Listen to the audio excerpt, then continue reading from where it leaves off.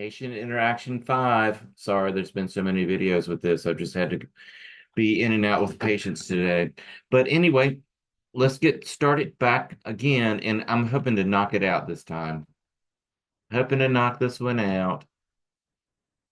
There we go.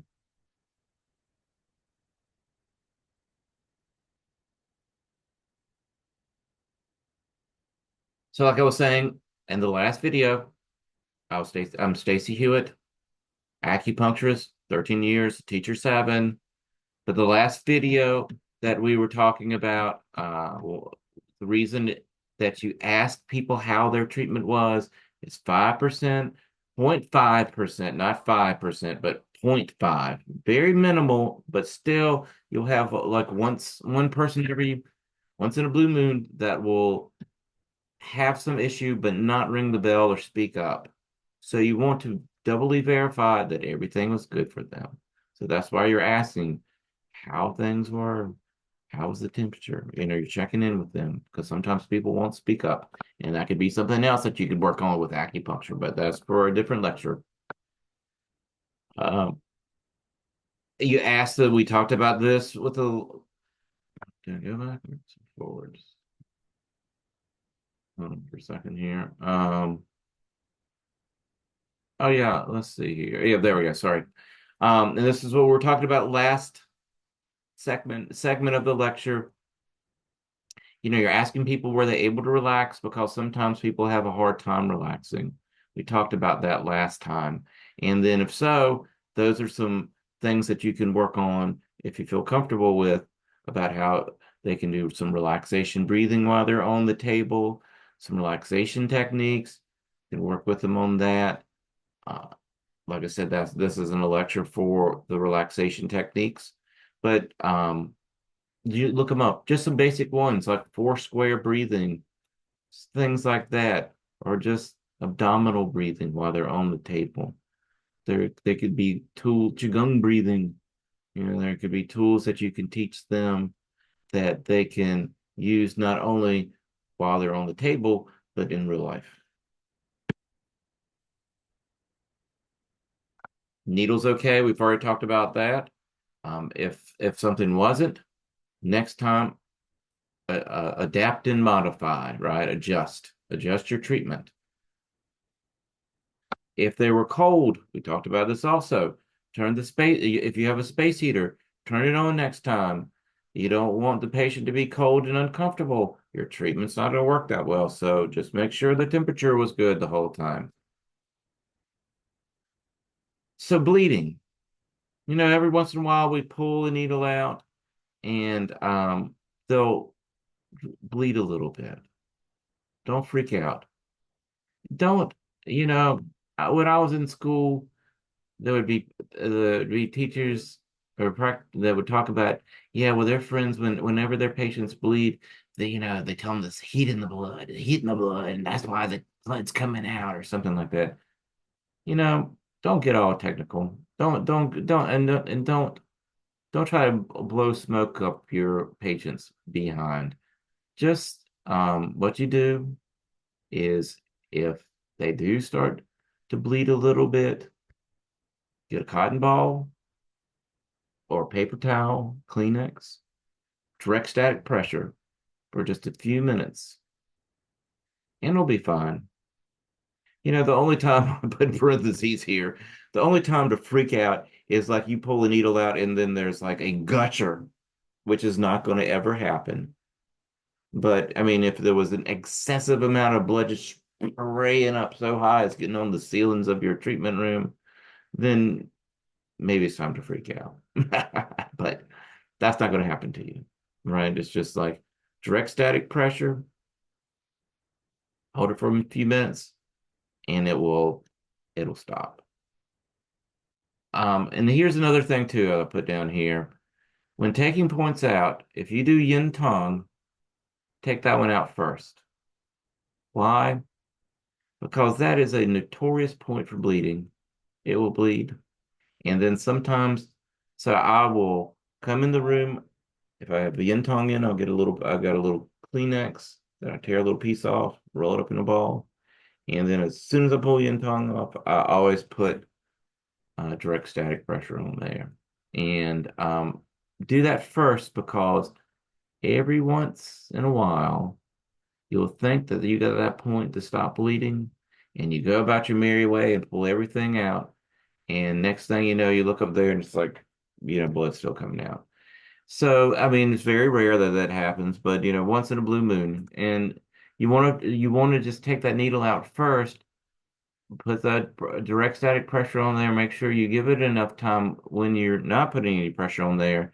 Make sure it doesn't start back because I've had times when patients they've gotten off the table, got dressed, they're sitting up, they're waiting for me, we're getting ready to schedule in another appointment. I look over and they look like something out of The Shining or something like that, or some horror movie because there's blood streaming down their face. Very rare that it happens. If you notice it, you go like, oh, wait a minute, it looks like something's dripping here. And then get something, put direct static pressure over it. Like I said, it will stop, but just make sure it has, because sometimes you think it stopped and it doesn't. But direct static pressure, and usually it's okay. Now, patients will ask, even if they're not bleeding, they'll ask about bleeding, or if the points bleed, and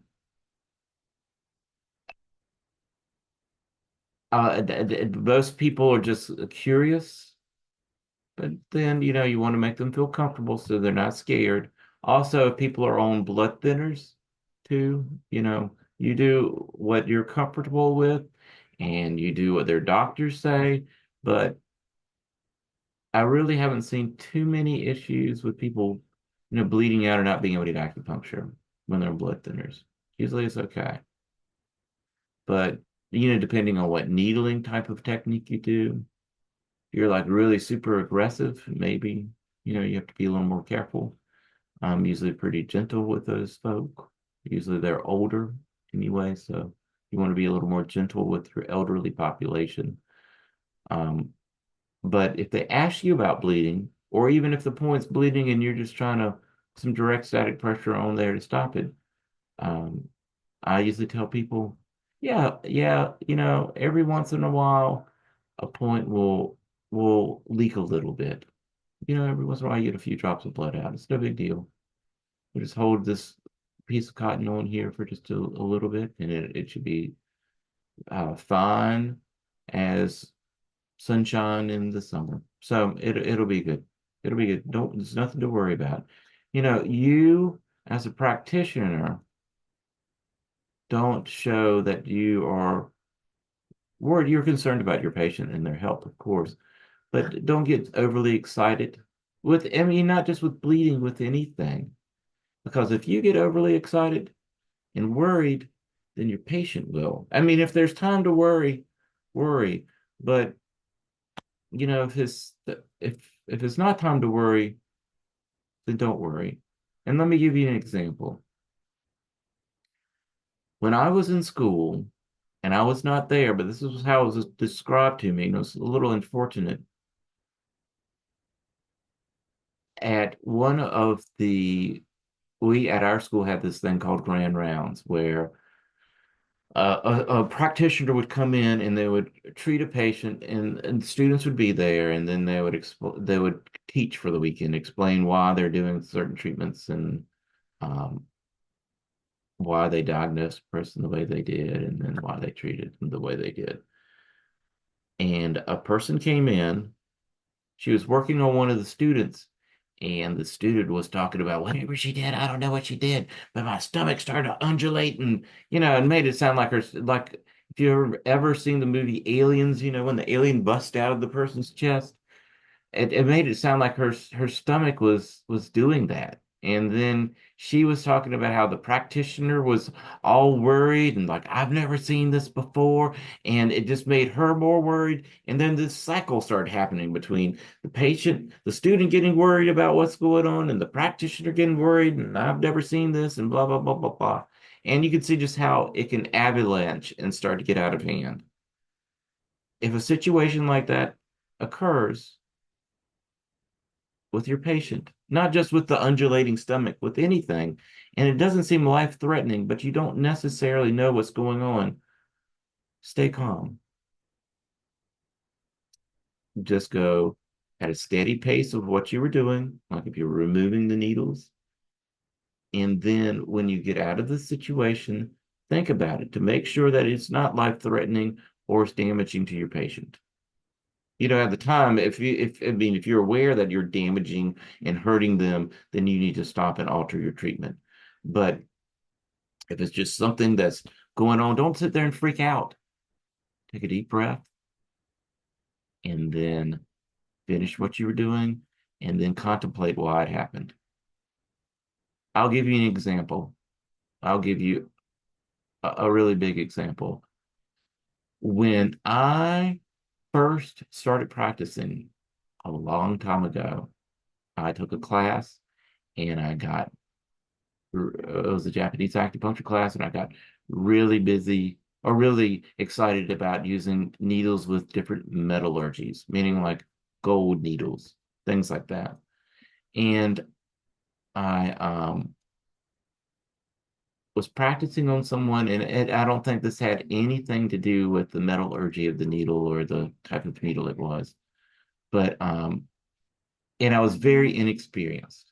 It's like I was just starting out, and I had done some points on the back, and I was going to take the needles out, and one needle would come out.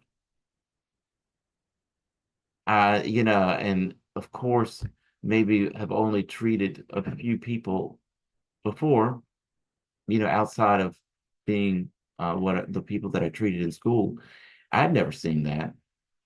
And what I had to do is I remember reading about situations like that, and they would say, if that ever happened, you could get another needle and tap right next to it to loosen the muscle up. Because I think what had happened is the muscle had just grasped the needle really tight, and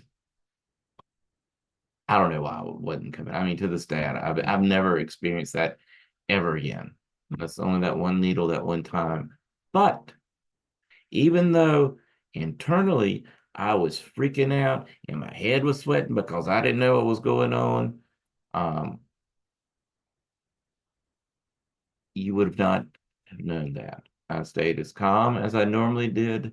And once I did that other technique where you put the other needle in, I'm doing this. When I do that, it's like not me hand puppeting. It's just me tapping a needle in.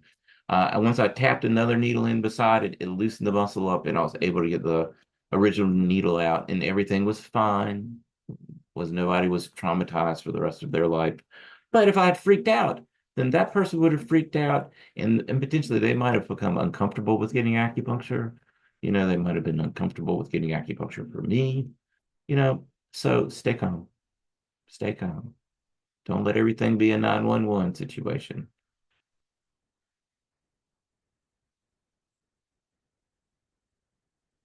Once again, we're still talking about when you return to the room. If there are any cupping or gua sha marks, point them out. If you don't, you'll get a call later. We talked about that last lecture. They get home and their partner sees it, and they're like, "Who beat you on your back? Why do you have all these bruises?" So let them know that you have bruises, or not bruises. I'm sorry, discolorations. I was thinking about needle bruising, but we'll talk about that in a second too. Um, let them know that there's discolorations, so you don't get any calls later. And a lot of times, I'll joke with patients and say, you could tell your friends that you got in a fight with a giant octopus and you won. And they like they think that's funny. And they're fine with it. They're fine with it. Needle bruising. Every once in a blue moon, you're gonna bruise somebody. If you know that you did it, I just point it out. Because if not, you will hear about it until the cows come home. I mean, you will hear about it 4 years later. Remember that time you bruised me and blah blah blah. And you're like, "Oh, yes, I remember that time." But if you tell them about it, um, usually it's like sometimes you get a little bit of bruising, and that's okay. You just let them know it's okay, then they're fine with it. I had one teacher one time that did this trick where he said, if I ever noticed any bruising or any raised areas, that would potentially will bruise. He's like, what I would usually do is I have some arnica gel, I put arnica gel on there and put a Band-Aid over it. And I tell patients, you know, don't look at it for a couple of days because it might have a little bit of bruising. And by the time they pull the Band-Aid off, the bruising's gone. And I love that idea. I still have a box of Band-Aids in my drawer, but I very rarely ever use them. Very, very rarely ever use them. Normally if you just tell them that you might be a little bruised and point it out, they're like, okay, if there's a raised space because of your needling, and just tell them about it, and it makes it, you won't hear about it again. Because if you don't, then as soon as they're walking out the door, they'll be like, oh, I feel this spot back here from the cup or the needle, and then you have to explain to them what's going on. But just tell them, just be honest. You know, and it goes to this thing of always take admit and take responsibility for things that you have done, but don't take responsibility for things that you haven't. Meaning, like if you bruise somebody, sure. But then once in a blue moon, that seems like my favorite saying for today. But every once in a while, somebody will come in and they'll have some kind of fantastical story about what happened because of your acupuncture. And you need to weigh it out and really think about it. And, if it's something that you didn't do, say that's not what acupuncture does. What do I mean by that? Let me give you an example. When I was a young acupuncturist, I remember working on someone who had really bad issues with UTIs. They couldn't, UTIs and just bladder control issues. And they could not, every way where they went, they had an overactive bladder, I guess. What's going on such a long time ago. But they had an overactive bladder, and yeah, every there where they went, they were looking for a bathroom. And I was doing acupuncture with them, and they came back and were like, this is making it worse. This is making it worse.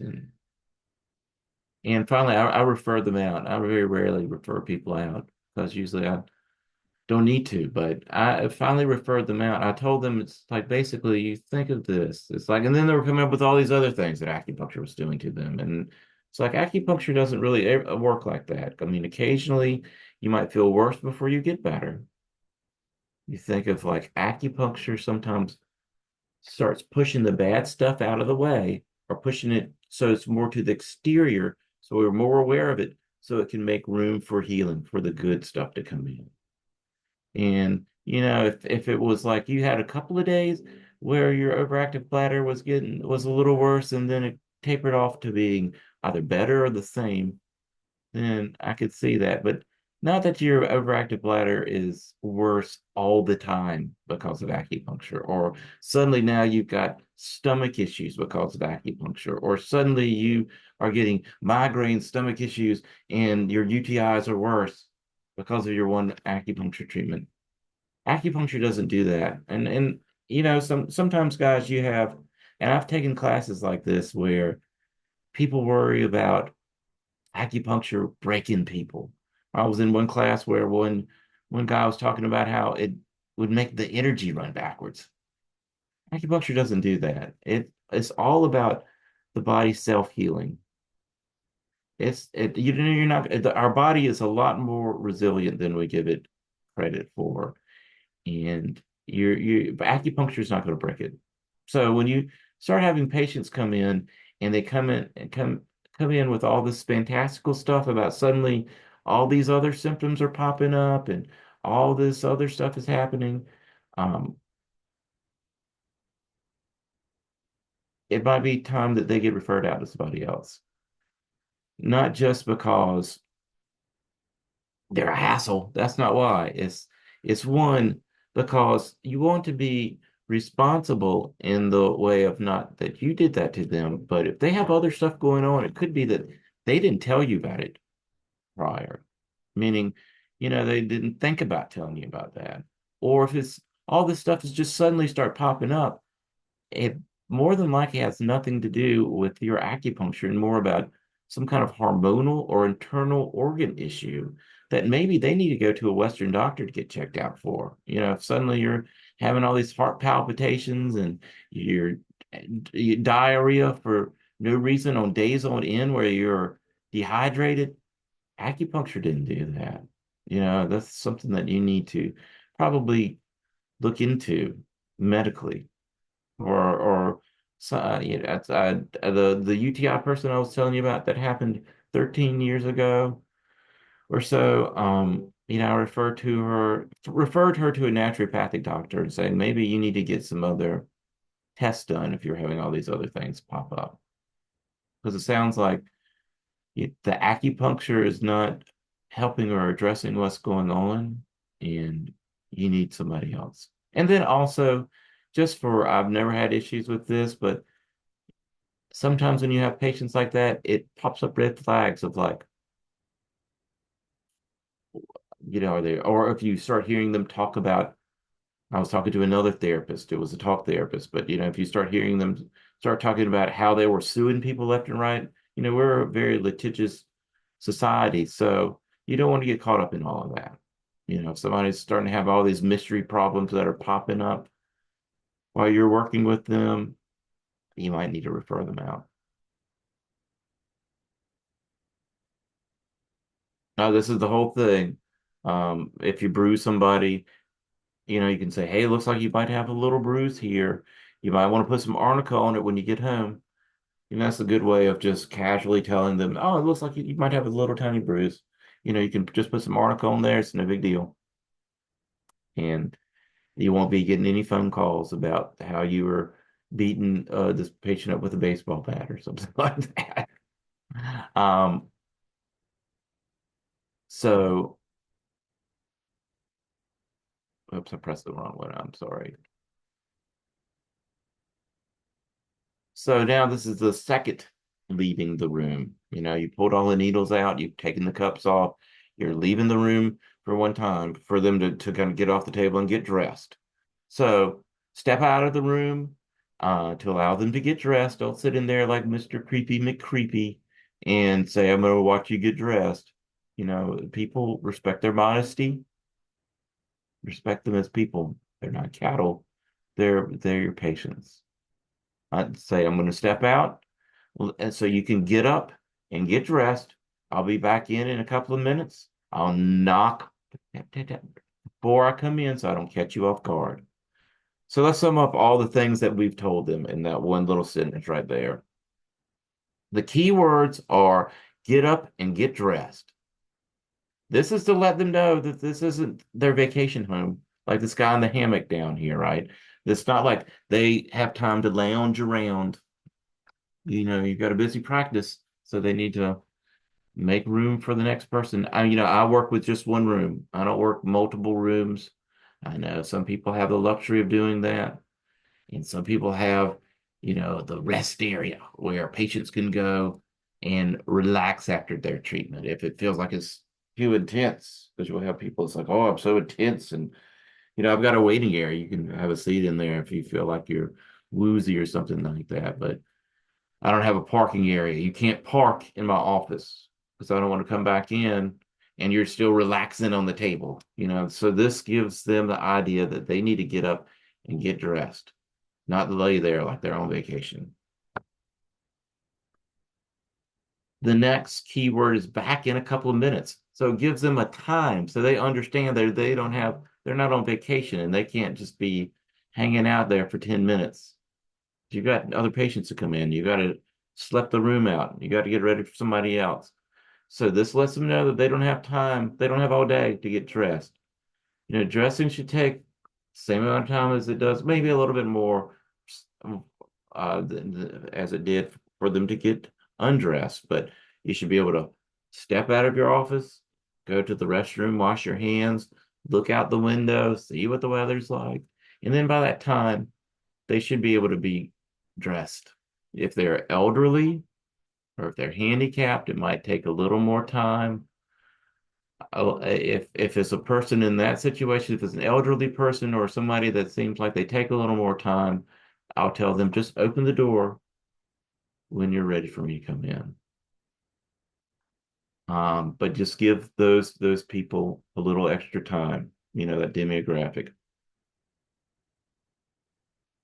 So then, tell them to open the door so you're not sitting there, knock, knock, knock, knock, not ready yet. You wait a few more minutes, knock, knock, knock, knock, not ready yet. That's especially with some of the handicap patients. I don't want to. They're doing the best they can to get on the table. I don't want to stress them out by repetitively like, "Are you ready yet? Are you ready yet? Are you ready yet?" For those folks, um, this is when they're getting on the table, but they can do it when they're getting off too. I'll sometimes say, "I'm just right outside the door," and just holler when you're ready for me to come in if you can't, if it's not easy for you to get to the door, if you're like in a wheelchair and it's hard for you to get to the door to open it up, just let me know. It's all good. Acupuncture is not magic. We've talked about this before, but that's one thing that you can say at the beginning, and this is kind of we're wrapping it up, and at the end as well, just to let people know, it's just like PT, it's just like OT, it's like there's going to be acupuncture has to build upon itself. It's like a crescendo. It just starts small and gets big. So we need to get together several times, and it's not magic. It's not magic because occasionally you will have people come in and they have this illusion or they've read articles and they think, oh, I'm just going to have to come in one time and I'm fixed. That's not how it works. So it's not magic. And then usually if you say PT or OT, something that's a Western form of medicine that they have to repeatedly go to for a little bit, they get it. Because PT, you have to go 2 to 3 times a week sometimes. So people will get it. There's another thing about acupuncture is not magic. Usually I tell people the severity and chronicity of the issue usually determines how long I need to see you because people are always going to want to know how long do I have to come? How many times do I have to come? Usually the longer you've had it or the worse it is, it means I'm going to have to treat you a little longer. Sometimes I give people an analogy of like, it's like you've fallen into a hole, depending on how deep the hole is, it means how much rope I've got to throw down there. That's me acting like I'm throwing rope down. It's like how much rope I'm going to have to throw down depends on how deep your hole is for you to climb out. So if it happened last week and it's the first time it's happened, and it's probably you're gonna see me less than if this has been going on for 3 years and you've been ignoring it and it's really gotten to be very horrible now. That's probably going to take a little more time. But what I usually say, 4 to 6 times, for me at least, this is how I treat people. 4 to 6 times, usually once a week. I know some practitioners see people several times a week. For me, it's just once a week, 4 to 6 times. And then we're able to really figure out if this is working for you. Not saying that at the end of 6 times, you're never going to see me again, but at that point, I'm trying to push you out. I love seeing my patients, love helping people out, but I also know that financially, for some folks, it's you just can't come to see me forever, So by that time, we're going to determine if it's working, and then I'm hoping we can spread the treatments out. But at first, I need to see you back to back or week to week, 4 to 6 times.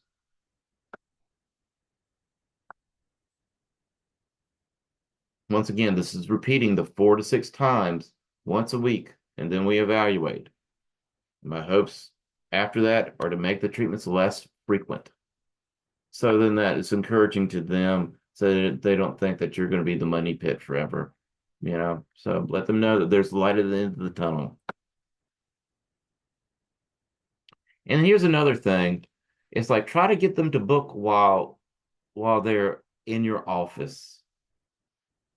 And usually I'll say, so what's your schedule like coming up? And this is not about trying to do a hot sale or trying to market or anything like that. I mean, sure, it helps with your business, but it's more about it is sure a pain in the rump to try to schedule and coordinate your schedule and your time slots and what's available for you and what's open for you when you're trying to do that via email. It takes so much time. But if you can do it while they're there, it's a lot more simple and quick. And that's why I always schedule while we're face to face because it's just easier. It's just easier. And, leave it open. So, what's your schedule like coming up? I do that. Uh, if I know that we're in the beginning of a treatment series, I'll be like, so what's your schedule like next week to try to figure out when they're in, I mean, when I can get them in. But, if I've treated them for a while and we've kind of come to our six treatments and I need to see them a little bit more, but I'm not sure where their mind is about how much more they want to see me. I always will throw that open-ended question out because then sometimes they'll come in sooner than you would think that they would come in. And then, sometimes they'll say, well, I need to move on because this isn't working. I mean, I very rarely hear that, but I just like to give them that option so I know where they're at because sometimes it's not even that the treatments aren't working, it's people get bored with everything in life. I mean, not just acupuncture. Not everyone gets bored, but occasionally people get bored with the same thing. It doesn't matter if I was a jump rope therapist, right? And they were coming to me for jump rope lessons. Okay, after a while, sometimes people get tired of coming to see you weekly. So it's just fact of life. That's just how some people are, and that's okay. Because a lot of times, those same people that get bored and are like, well, I need to take a break, will gladly come back and see you when they have something else come up.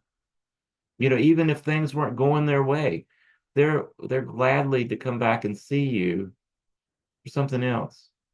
As opposed to if you try to ratchet them in with some kind of scheme of like, well, if you buy 10 sessions you get two for free or whatever, or it's like I never try to strong arm people into see me unless we're in the middle of the 4 to 6 session series and we need to give it time, because occasionally you have people that after 2 sessions they think it's going to be magic and it's not magic. The magic hasn't happened yet, and they're like ready to quit. And it's like, no, you've got to stay the course for a little bit more. That's when I'm a little more insistent about you got to keep going. But if you try to strong arm somebody after they've come a long time, then people don't want the headache of the breakup. I saw this acupuncturist one time. It was a guy. And I saw him a bunch, and even as an acupuncturist now, I'm not sure that he was really doing much. Well, maybe I just didn't like his treatment style. Let's put it that way. And finally got to a point where I was like, this is not really addressing what I'm here for. And I need to find somebody else. And it was the hardest thing to break up with that guy. I mean, I was trying to, say I need to take a break, and he's giving me the puppy dog eyes and looked like I was breaking his heart. And, if a person needs to take a break, be okay with it. It's okay. They'll be back. But if you're not okay with it and it's like somebody's, this is a bad breakup, then they're never going to come back to you because they don't want to go through the hassle of breaking up with you again. So think of that. It's like don't make it like a breakup for the history books. Just be like, okay, I hear what you're saying. When you feel like you need to see me again, give me a call. I'd really like to help you with XYZ in the future, but I hear what you're saying. You need to take a break a little bit. Just give me a call. And then, another thing I'll do is if sometimes you have patients that will disappear, sometimes they want to ghost you, and you don't know if they're ghosting you or sometimes people get forgetful. So sometimes I'll send a reminder to patients after about maybe 2 weeks and say, hey, was I supposed to send you some dates out? I'm sorry, I forgot. And then, it's a phishing thing. And I don't keep hammering with them with that. You see what they say. It's like either, oh, yeah, I forgot to schedule, or if they don't answer back, or if they're like, no, I need to take a break, then okay, that's fine too. But sometimes, you do need to fish out and see if sometimes life gets too much with us, right? We get too busy and acupuncture gets put on the back burner because kids in the hospital because of a soccer ball hitting them in the head or something like that, and grandma just had a heat stroke, and it's a lot going on, and I'm not really thinking about acupuncture now. But then you can send them a reminder in a couple of weeks, or just an email. It's like, hey, was I supposed to send you, you needed to rush your kid to the ER because his tooth was broken out with the soccer ball, and you had to cancel your appointment, but then you haven't rescheduled. I mean, I don't go into all that, but this is what I'm thinking in my head. It's like, and you haven't rescheduled, and 2 weeks have gone by. Am I supposed to send? Or then I'd send them an email and say, "Hey, was I supposed to send you some dates for that reschedule out?" And then see where they're at. And like I said, if they ghost you after that, then I guess they're going to be a ghost for a while. But don't make it a big breakup if a patient leaves you, because if you do, they're more than likely not going to come back. So once again, try to book while they're there. It's not about a hard sell. It's about just making it easy on your life. Okay. And here's a bonus. You stuck with me for this long, so here's some bonus items. Okay. So let's see, tissues. Oh, tissues, tissues, tissues. I always have a box of tissue. Look at this. What do I got here? A box of tissues. And you're like, Stacy, why are you going so crazy over this box of tissues, right? Why are you going so crazy about this? As soon, I'm going to point at you with this box because I like to point, and you already know I like to point if you've watched a lot of my videos. But I'm pointing at you with this tissue box because as soon as you see somebody's face start to screw up like they're going to cry, give them a tissue. Yesterday, here's a prime example. Yesterday, I had a patient and she was telling me about something. And she's like, if I go into it, I think I'm going to cry. And then I was like, okay. And then she went into it. And as soon as she went into it, I went over, got my trusty tissue and handed it to her. And guess what it did? Well, guess what she did? She was crying. She wasn't crying before I gave her the tissue, but she started crying as soon as I did. And it's because, okay, tissues, one. Why tissues? One, they show that you give a damn, shows that you care, that you're human and I'm human. I feel that you're sad, and I understand. I understand because I'm human too. I have emotions too, and I understand that you're upset. Here's a tissue. I'm here for you. I'm here. That's what it says. That's what this stinking little piece of paper says. It's like I care about you. And I want you to know that this is, for some people, this gives them permission to be upset, to be emotional, because their life might be so busy that they feel like they don't have the time or the place to get upset. They can't get upset in front of their kids because they don't want them to see daddy crying. They don't want to see their mommy being upset. They come in here. This is a safe space for you. Let me pull the hand grenade on those tears. You pull that tissue out and the waterworks come. Trust me. Trust me. And that's okay. That's okay. Let them know they're in a safe space. And this is a space for them to be able to do that. You know, and you're like saying, Stacy, you're being Mr. New Age. I don't care about them tears. But think about this. When you help somebody sorry, I slurred a little bit, exteriorize their emotions, it helps to move their energy. It helps their liver chi to get unstuck because we trap our emotions inside us sometimes, and that just causes stagnation. Our liver's trying to grind through all that, but it can't. It can't get that stuff to move. But you pull the pin on that hand grenade of tears, and guess what? They start crying, and it gets their energy to move. It exteriorizes their energy, so it starts things moving again. All that stuff that they've been suppressing is able to come out. So it really helps. I mean, I do a class, and if you have ever taken it, it's one that's on the emotions. And one of the things I have, all these bright-eyed and bushy-tailed students, and with all of their different needling techniques and all of their, formulas and strategies. And I'll tell them the story about how a patient had a patient come in and she was in this car wreck. And we were talking about this all and how upsetting it was because, it can bring you to these life and death situations. Fortunately, it wasn't as dramatic or drastic as that, but still it felt like that for her. And I was asking her about that, and she was at first is like, kind of numb to it. I'm okay with it. And when she didn't say she was okay with it, she was more like, I'm just kind of numb to it.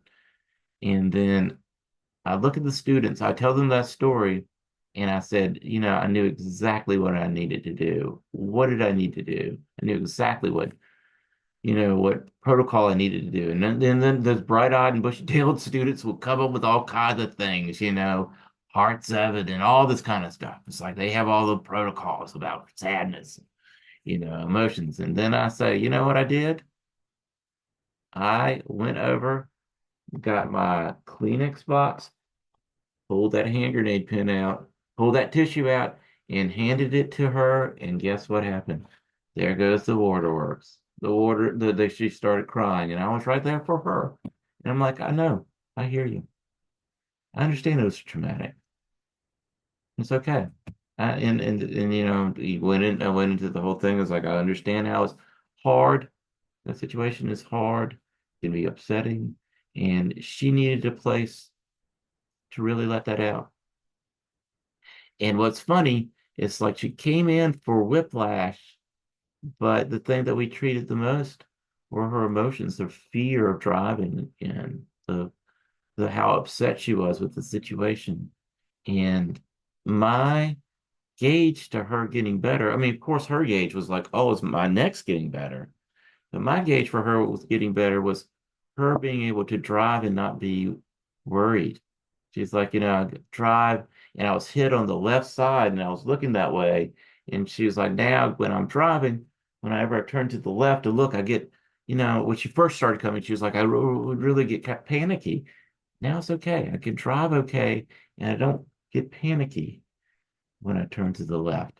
And to me, that meant she was okay. It wasn't, sure, I wanted her neck to get better because that was what her chief complaint was, but I knew that really her body's chief complaint was, I'm still panicky. And then it wasn't anymore. And she did awesome. We did some other stuff outside of that, and that's another story, but she did awesome. She did awesome. Tissues, we're on the section of tissues. Um, if you feel uncomfortable with other people's emotions, sometimes we do, right? Sometimes when you're first built as an when you're first practicing as an acupuncturist, sometimes you don't feel built to navigate someone's emotions. I I keep using massage examples because I was a massage therapist. I went to massage school and became a massage therapist a long time ago. So I had little experience with anything, and I was very young. So when I first got out of school, I was in my 20s. So I was like, I am all about doing things like myofascial release and trigger point therapy. I'm not about the emotions. I don't deal with that. We would have, somatic release classes in massage school, and I'm like, that's not me. And I don't do that. And it was because I wasn't comfortable with dealing with other people's emotions. But what was funny is years of working with folks, it makes it easier. You just start seeing them, like I said earlier, is you're a person, you're a human, and I'm a human. I get you. I'm on the same level as you. I understand the struggles and the hardships. Life's not easy. It's not all flowers and violin romance music. It can be hard at times. And my job is just to help you along the way. It's like to help pick you up and, firemen carry you across the finish line if I have to, because that's what we're here for. I mean, I'm not going to get into the whole spiritual aspect of that, but that's really, we might not be able to do much in life, but if you help somebody, you've done a lot. So that's if you're like scared to deal with people's emotions, or you feel uncomfortable, or you don't know what's going to happen. I think when I was younger, it's like I don't know what's going to happen. If I'd be like, oh, it's okay. What happens if we go down this long hallway of emotional stuff that I don't know how to deal with that. But here's what you just say. Just when people are really upset, you just say, hey, I hear you. I hear you. I know. I know that's hard. I understand. I understand that you're human. I mean, I don't say this, but this is what I'm thinking in my head when I say I understand, meaning I understand that you're human just like me. And it's hard. It's really hard. I mean, I don't go into you're human just like me, but I just say, I understand. It's hard. It's really hard. And you just look at them. I'm looking at the chair that my patients usually sit in, but you just look at them face to face and you just go, yeah, it's hard. I understand. It's hard. And that's all you have to do. There's some other techniques about that I would not recommend. I mean, you can do it, but not do it liberally. It's like, when I was taking a somatic class in massage, they would talk about how you would repeat their last word. So the person would be like, I'm in pain. And you go, pain. Don't do that. That's maybe something that was good in the 80s, but don't do that. Just say, hey, I understand. It's hard. Do that. Give them a tissue. Give them permission to be upset and let them know that somebody's listening and they understand what they're going through. Or you can say, I don't understand, because sometimes people come up with a very convoluted story and be like, I've never experienced that, but I can imagine it could be really hard. That's really hard. If you don't want to say I understand because somebody might have run over their child with a tractor, and you go like, Stacy, you come up with the craziest stories. That happened in clinic one time. I mean, he didn't physically run over the child in clinic, but he said that. And sure, I've never run over a child with a tractor, so I can't understand that fully. But I can say, yeah, that's a hard one. It's not a common thing, but I can understand how difficult it can be to process that. So say something like that. Tissues. Also, make sure you have a list of therapists to refer them to.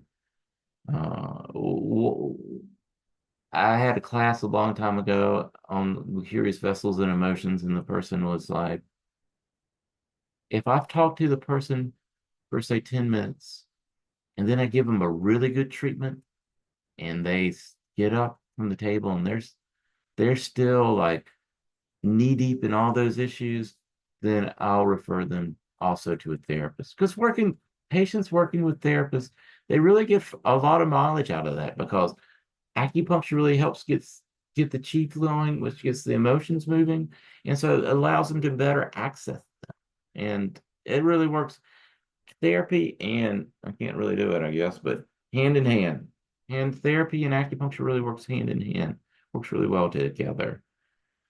Um, and then the thing to remember, unless you are a licensed therapist, I've had a few students that were, but unless you are a licensed talk therapist, you are not a therapist. You're not.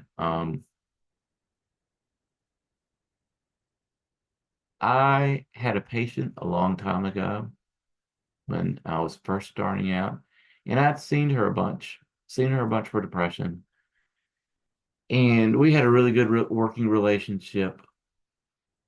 And she had a part time in her life where she was dating someone, and that person ended up having something where they had maybe some sort of diverticulitis or cancer or something going on with their colon, and they had to get a little bit of it removed. And she was at the verge of breaking up with them because they were not good for her whatsoever. And um, then his diagnosis came out. And so she felt guilty and she didn't want to break up with him. And, um, I'd listened and listened and listened. And then I was like, well, you really, I'm not a therapist, but you really, if don't feel like you're obligated to stay with somebody if they're sick. It's okay. It's okay to move forward. And if they're not good for you, it's okay. It's okay. And she got so pissed off at me. She was like, all I've done today is listen to my friends tell me I need to break up with this guy, and my fucking mom telling me I need to break up with this guy. Now you're fucking telling me to break up with this guy. I am fucking sick of hearing that. And after that, it was interesting. She saw me probably for 6 more months, but the client practitioner relationship was never the same. She was very cold to me. She got pissed when I told her that, and um, so it allowed me to experience not getting my nose too deep in being Mr. Therapist, I guess is what I'm saying. But also, if you have anybody with, speaking of therapists, if anybody with suicidal thoughts, so self-harming thoughts or self-harming actions, then definitely get them over to a therapist pronto. Don't think about, the acupuncture is going to keep you from self-harming. Get them working with a therapist. Acupuncture can help them, but they need to be in the arms of a therapist as well. PDP lamps. Here's another thing with the bonus section. Don't burn your office down. Come up with a ritual to make sure that you turn that lamp off. It is so easy to forget to turn the lamp off. There has been a handful of times I've gotten home and then had to drive back over to my clinic because I could not remember if I turned that lamp off. It will happen, and no matter how much you say, Stacy, that's crazy, I won't forget this lamp. You will forget the lamp unless you have a little ritual. I mean, I have a little ritual where there's different things that I have plugged in here that I look at each one of them and say, okay, there's nothing there, lamps off. Okay, I can go home because you will. And you don't want to come back with the next day with a busy roster of clients and your office is on fire, or it was on fire the night before and everything you own has been burned up to a crisp. So turn the lamp off. Um, if you use real moxa, make sure you have real and appropriate ways to extinguish that moxa. You don't know when I was in clinic how many times you would come down there and look at the furniture, how it has all these had these burn marks all over it because people would leave lit marks on them. Or the trash cans would be half melted because they caught the trash can on fire because they were ashing moxa into the trash can. That is not an appropriate place to put your moxa ashes at or extinguish a moxa pole or a moxa stick. So just have an appropriate way to handle your moxa because you don't want to catch your furniture or your trash can or even worse, your office on fire because of the moxa.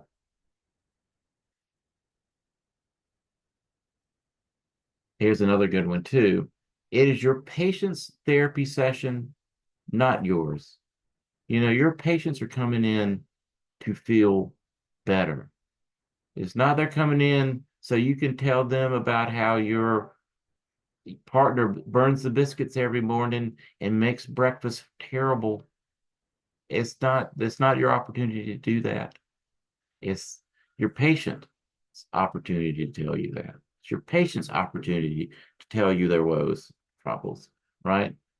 As an acupuncturist, you should be a neutral and a non-biased participant in all of this. You should listen more than you talk. And what do I mean by that? It's like once you start having patients that you're very familiar with and you've seen multiple times a week, it's easy to start talking to them about where you just went on vacation or something like that, or how much I love dogs. I love my dogs. And, if you get me talking about my dogs, I will talk your ear off. We'll try not to at least. But, sometimes patients will ask me, well, I had this puppy a year ago, and I had one patient that would always ask me about my puppy, and I would want to tell him about my puppy, and I would a little bit, but, just let it be a couple of sentences. Oh, the puppy's doing great. He's learning, how to fetch a ball now, and he's very cuddly. But, the patient doesn't want you to spend 25 minutes telling them how great the puppy is. So, always monitor that you're not Mr. in charge of the whole conversation. Sure, when you're interviewing the patient, you're going to be talking a bunch. But when they're on the table and you're treating them, you don't need to talk to them about your puppy for 30 minutes. You know, if they want to talk to you about their puppy for 30 minutes, that's okay if you have the time for it. But they don't want to hear about your puppy for 30 minutes. So it's very interesting. Or have studied a lot of Van Gee or Van Gee and Tron's work. And a lot of times you'd see them talk about how they didn't talk during their sessions with their patients because they wanted to be fully engaged with what they were doing. So they were like, don't talk to your patients. I don't know. I don't practice that because maybe I hate to talk too much. But like I said, don't talk about your puppy for 30 minutes. Because here you go, after seeing someone for a few sessions and feeling familiar with them, it's easy to slip down the slippery slope of talking too much or sharing too much about your life. You don't want to you don't want to start sharing with your patients about your breakups with your boyfriend or girlfriend. Um, I had a job one time, like I said, guys, I don't know why it's all about me when I was a massage therapist, but it's still applicable. Um, I got this job as a massage therapist working with this doctor, and I was replacing one that was already there, and all the nurses could tell me about all of the relationship problems of the previous therapist. That shouldn't, don't need to share all that information with your patients. That's not appropriate. So nobody wants to hear about your puppy for 30 minutes. So stop. It's funny, I wrote this.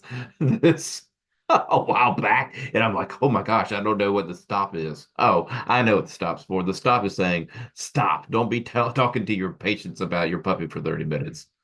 Um, your patients, yeah. So you start sliding down that slope, stop because your patients are coming to see you so as to feel better, not to hear about your opinions, views, or problems. I had a patient a long time ago that talked about how she used to go to this hairdresser, and she's like, the hairdresser would complain all the time. And she's like, I would just go there and she'd cut my hair and then I'd leave and feel worse. And because all she would do is talk about her tragedies in life. Nobody wants to come to you to hear about your tragedies. They want to come to you because they need to get their spleen chi working, you know? Just because you're here we go. Your partner burned the biscuits in the morning, doesn't make it.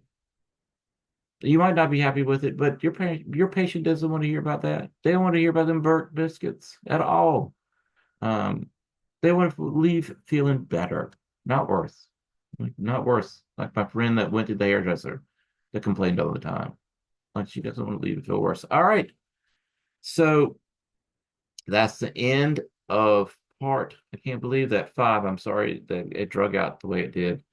But if you liked it, like, subscribe down below. And like I said, subscribe to the newsletter too. Or my email address, easy acuschool at gmail.com. Email me there. So I might eventually remove that link for the newsletter there. If you want to sign up for the newsletter, sign up there. And it's not for me to advertise about my magic Kleenex box and the hand grenade of tears.